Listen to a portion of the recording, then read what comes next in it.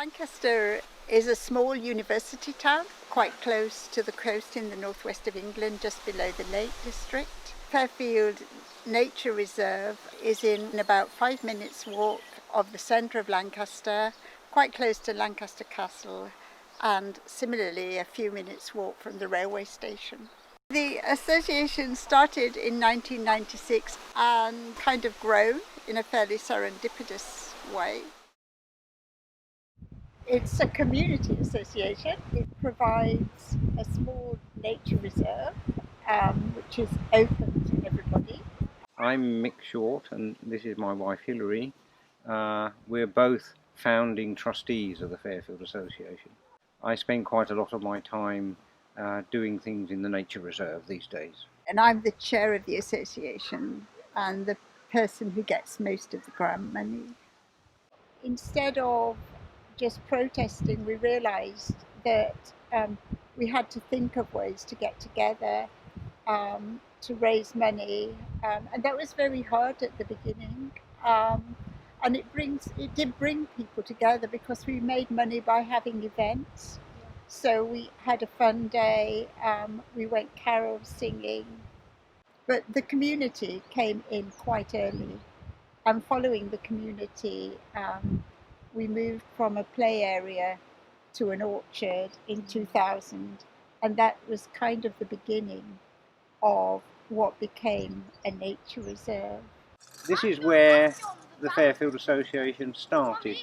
When the Fairfield Association started, we were trying to protect the strip of land that's at the bottom of this field. We're now in the middle of the Fairfield Green play area. Around us you can see the children's play equipment. In 2012 it was the Queen's Jubilee, Diamond Jubilee, and they allowed a certain number of green spaces to be made green in perpetuity, which means that they always have to stay as a leisure or a play area. There were derelict garages with the kids playing on. It was quite dangerous, and they ended up being for sale. And a local builder bought them, and he was going to develop them into houses, which at the time we didn't really mind. Now this park had a covenant on it, and the council saw fit at the time to possibly take the covenant off and sell a bit of land to the builder, which is the one thing that sort of broke the camel's back. It really alarmed us that day, because we thought, with the covenant gone, once the builder's built his 4 or 5 houses, whatever his plan was, who's to say that somebody else or he might want to build more houses, and then this lovely little bit of green space that we've got could have been lost. So that was when we got involved. Not massively. The people at the head of the association have just been incredible, haven't they? So at the beginning of the association, they organised a little fundraising. What we wanted to do was, as a community, buy this land. Oh, we wanted to get. I think the builder was selling it for about £10,000 at the time, or something like that. And little sort of fun day was set up, and there was like cake stalls and stuff. Pretty grim day. Everyone was in tents and coming along in their pack-a-macs and umbrellas and things. And Ian realised that there were no refreshments available. So we ended up running with a tea tray to all the different tents, taking mugs of tea and coffee to the stall holders. And after that, every year we set up our own refreshment stall.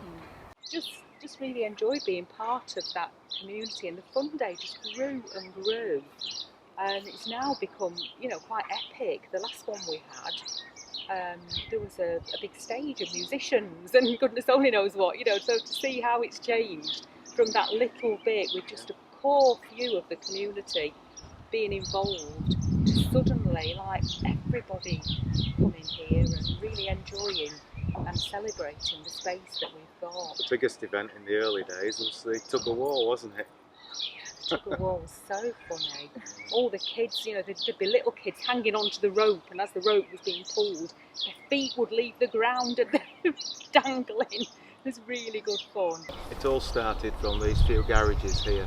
our children were very young when we were more involved in it. And then as they grew and left home, you know, you see more young families coming in and naturally taking our places. I think it gives the kids an ownership of the park as well. I mean, you see things like, obviously pre-lockdown, birthday parties happening. You know, whole loads of families come along with picnic rugs and cakes and balloons and things, and sort of sit themselves in the little section there. And you know, I think little parties like that, no one's ever going to forget, you know, let alone the children, but just really nice memories that are being built all the time. I think most people in this area of Lancaster, and in fact from outside this area of Lancaster, see this as one of the nicest playgrounds in the city. What's nice about it is, I suppose, it's got that little parking area, so you can drive a little bit into it if you want to. Everybody always assumes that this playground is just run by the council. It isn't. The council are very kind enough to mow the grass for us, but that's about it, really. They also do safety inspections, but it's all maintained by volunteers. And I suppose, yeah, a lot of people's first contact with the association is by bringing their kids here. I could go over to that little slide over there and point to the 5 steps that go up to the small kiddie slide in the toddler area. I would say for hundreds of families around here, those are the first steps that any of their kids have climbed outside the steps in their house. And I remember my kids, I've got twins, taking their first faltering steps up there when they were 2. And you know, it's really nice to come back as a parent. My kids are 14 now, but I look around and I see the same sort of families doing the same sort of things in the same place. And it's nice to think that this playground is a real sort of hub for that. I guess that's my first connection with them is using this wonderful playground that was built. It's a really great space for people in the local community to come to, and it's really nice to sort of see regular people here and the same sort of families. And I guess what happens is the playground itself has different kind of phases, and that kind of grows up as the families and the children grow up and get older. So again, back in the day when my eldest was little, you know, there'd be her group of friends that would come here and we'd see the same group of parents, and it's really nice kind of bond that you have because you know, you make good bonds and good friendships with people who are your kids' age, and it was just nice to sort of see the same familiar faces. And then as my eldest grew up and got older, my middle one and my youngest one came through, and again then the playground is then passed on to a different set of families or a different group of people, or yourself if you've got more children coming up. So that's kind of one aspect. And then I suppose the other aspect is there are different areas of the Fairfield Association site. So, and as you grow up, either as children or as your own interests change, you might benefit from them in different ways. So at the start, we benefited from this playground, the kids playing it, and then as they got a bit older, just use the green space around it to play football or cricket. And then as they've got a bit older and too old for the park, they enjoyed sitting in the orchard or looking at the apples or picking the apples in the orchard.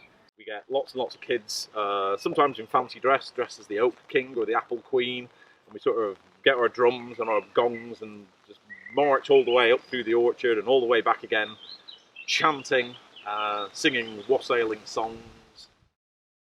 We're now in the middle of the orchard area. This particular bit has pear trees just behind us, and we're in the circular area in the middle of the general orchard area. It has our Millennium Oak in the middle. When we upgraded the footpaths, we put in these tactile paving stones because one of our volunteers who does lots of work with children in the orchard is completely blind, and so he walked round with us and showed us where we needed to put the tactile paving at junctions. When I came to Lancaster and attended my first volunteer session back in 2006, I was struck by this circle and the tree in the middle of it.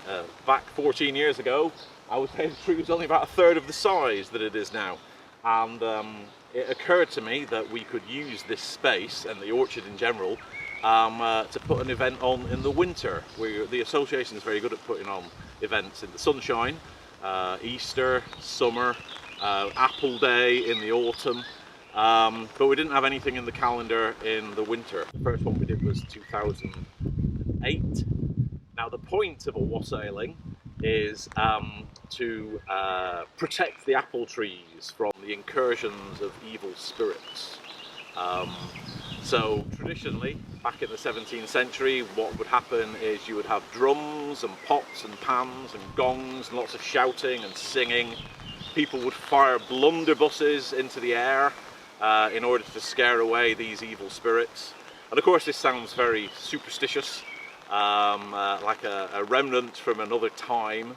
But actually, interestingly, there is some evidence to suggest that it does have some scientific basis in protecting the apple crop. Enough noise and disruption actually apparently disrupts the breeding cycle of parasites that might otherwise burrow into the apples and damage the trees. And also, as part of the wassailing ritual, you sort of dip toast in cider and tie that to the branches of the trees as well. And what that does, of course, is attract birds at a time where they could maybe eat grubs and insects which might otherwise attack the trees. So although it sounds like a bit of superstitious and religious nonsense, maybe there is some underlying sort of effectiveness to having a big, loud, disruptive ceremony in which lots of toast gets tied to tree branches at that time of year. And it's just a lovely occasion. We have a bonfire, we have a local choir who come and sing songs sort of which are kind of dated to the 18th century, and it's just a really nice vibe. Fairfield Association and of course the orchard and all of the other green areas it holds by extension did have an impact on my education. Having this green space here gave us the opportunity somewhere local to do something new and to engage children in an outdoor green space and to provide a new way of learning. It created an incentive to explore around and look around, and probably factored in curiosity, the curiosity that children have a lot more than a standard classroom environment would have done. It provides a clear space to think and to put things into context, I'll say that. So it is good, yeah, it's good for my well-being personally and no doubt for other people's as well. It provides a very large green space for those living around the Lancaster area to look around in. It provides natural habitats for all sorts of wildlife. I think it's like snipe live in, go to some of the fields over that way, some of the wetlands. So yeah, it has an impact over a lot more than just this area. The first thing we should mention about the wildlife is the snipe. Snipe are a ground nesting bird which don't actually nest here. They overwinter in our boggy areas here. They're a small ground bird that nests up on the hills, and in fact some of them migrate to the Arctic, but they come to areas like Lancashire over winter. And we have an important area here, these marshy areas, and we have up to 100 snipe overwintering here.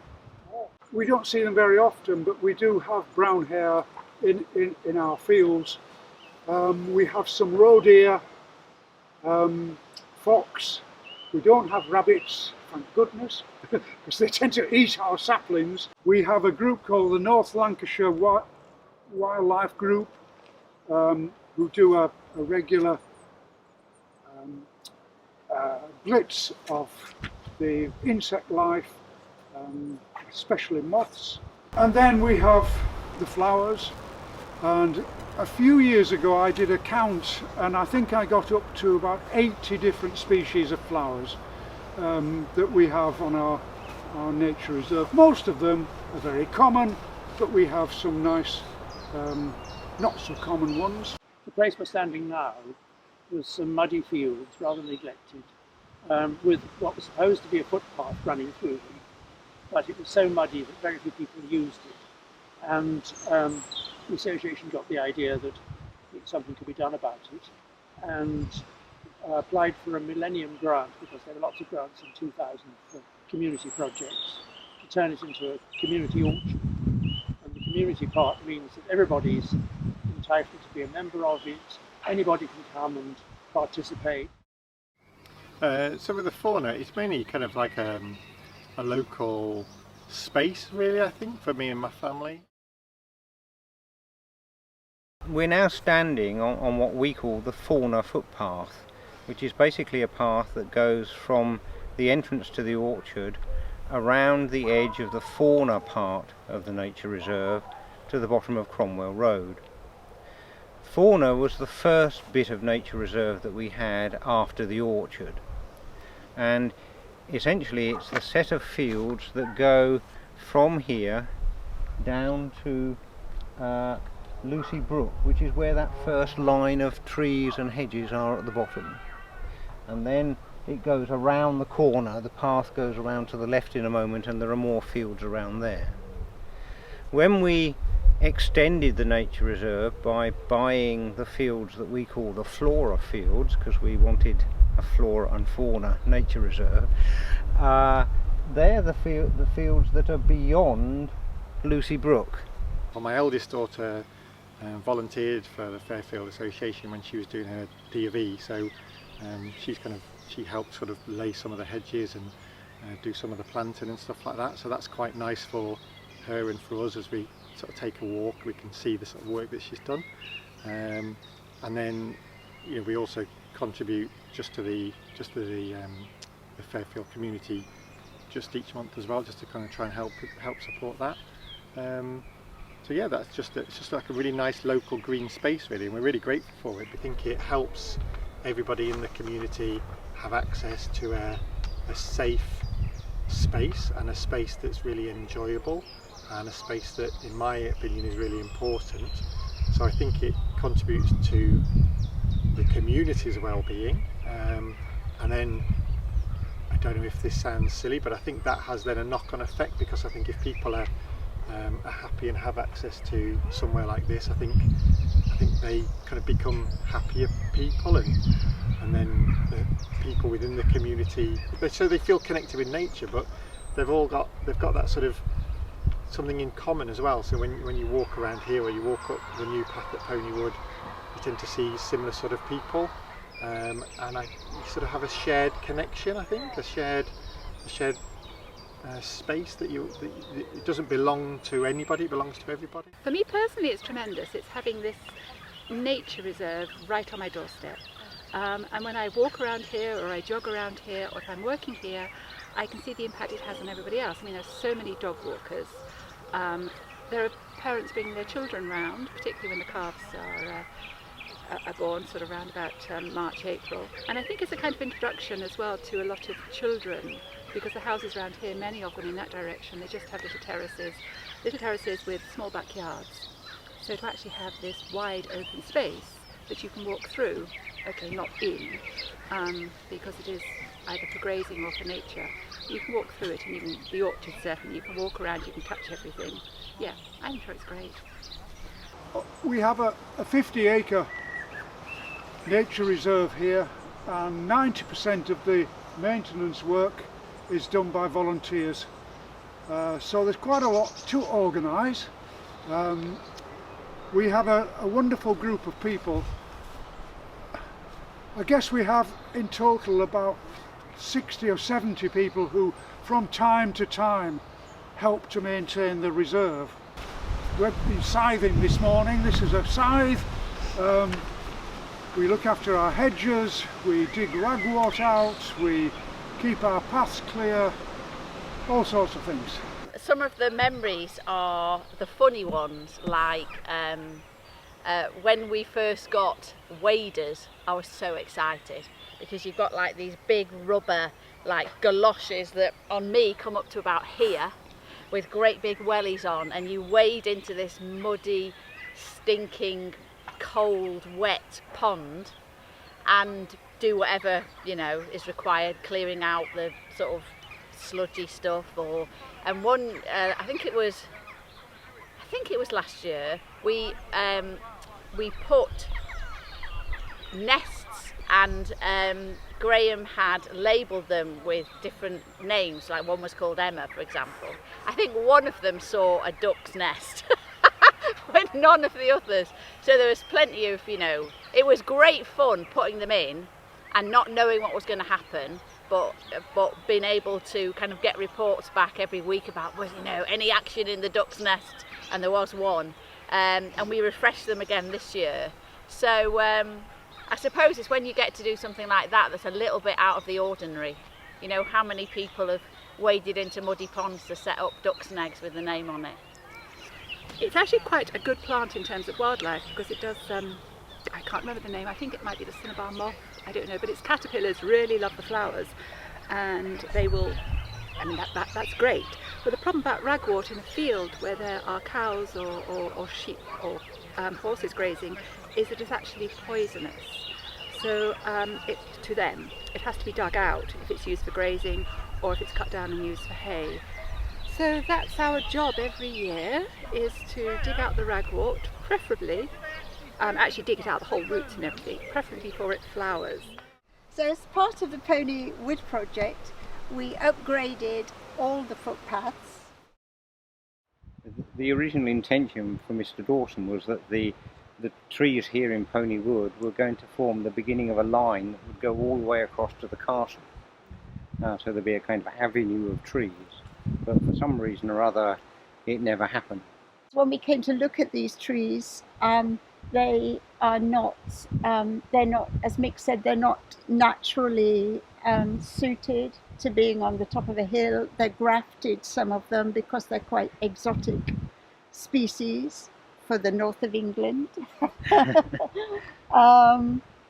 There are some, I mean, some very fine trees. There are some huge ash trees, and also lots of lime trees. And we still have some beech trees. It has come up rather more beautiful than we expected, because the wildflowers that were in the field there, so they were part of, the wildflowers here were part of the wildflower strip on the other side of the fence. So the path kind of came with its own wildflower strip down one side, which was a bonus. And it is a fantastic view, you know, from up here. I love that people love walking through the nature reserve, and when you see families coming through, it's really heartwarming. And it tends to be quite quiet, doesn't it? It's peaceful. Yeah. It's a little peaceful oasis. Yeah. It's very rare that there's anyone else around, is it? Whenever we've walked through. It's just a force for good, isn't it? It is. And if they want to get involved, Yes. I'm sure they can. You can get involved on many levels. And I think especially if you're a young family, it's a really, you know, new to the area, it's a really nice starting point. It's absolutely about conservation, it's absolutely about preserving a little bit of the countryside on people's doorsteps. It's felt like this perfect sort of balance of urban and rural, and I think that's kind of what the association is trying to maintain. And there's an ecological reason for that as well. I mean, we are essentially an air corridor to the estuary. This is why we're starting to attract much more interesting wildlife and bird life to the reserve as well. And I think it's really important for certainly people, for instance, who haven't got gardens, or they've only got yards, or they live in a place where they haven't got either. I think it's really important to be able to get out and get some fresh air and kind of connect with nature and just have greenery around you. And I think this is a really great space to be able to do that. You know, we started in 1995. So what's that, 25 years ago?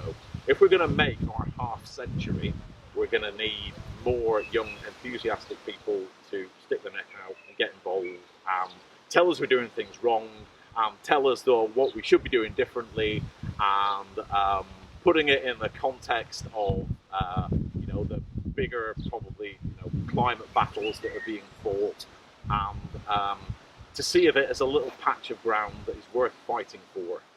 We're going to need some new, fresh recruits. If you're local and you haven't already walked around the Fairfield Association, the nature reserve, do so and think what it would be like if it weren't here. If you didn't have an orchard where you can pick apples or pears or plums, if you didn't have apple days and things like that. And what would happen if you didn't have this green space for wildlife right on the outskirts of the city that you can walk around at any time? Yeah, I mean, just think how much you value it.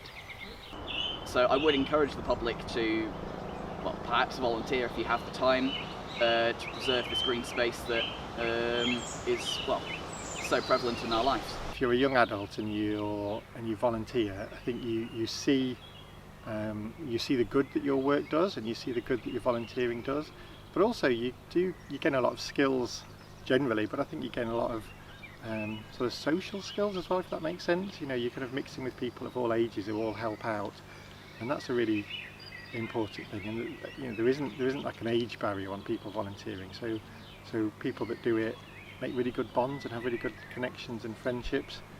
If you want to join the Fairfield Association, it's not difficult. We have a website. You can become a member. It's free. It's a community organisation. Everyone in the community is part of it, whether they want to be or not. And that's why we have, for instance, free membership, because we want everybody to join. We do get volunteers from all over. We get financial contributions from the people who do make contributions from all those different areas. And it's just very nice to feel we are part of the community. Local schools use it, and so on. And you know, we don't sort of feel we're giving messages to the community, we just feel we are part of it. And although you can't go into the fields, you know, we are also creating meadows which are beautiful in the early summer, and you know, you can hear the birds. There's a lot of bird life and animal life, and people just enjoy. If you've been watching this video, I hope you've got a lot out of it, and thank you very much. And I would also like to say thank you very much to all those people of the Fairfield area who have volunteered to come out and present their experiences.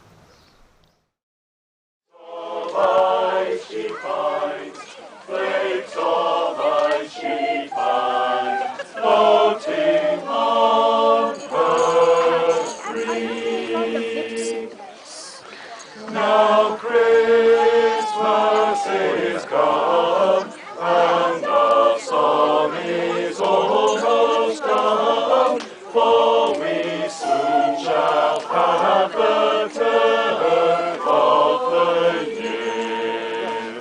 So fill up your glasses and let your health go round, for we wish you If I was going to give one plea, it would be, please pick up your dog poo and take it home. Put it in the bin.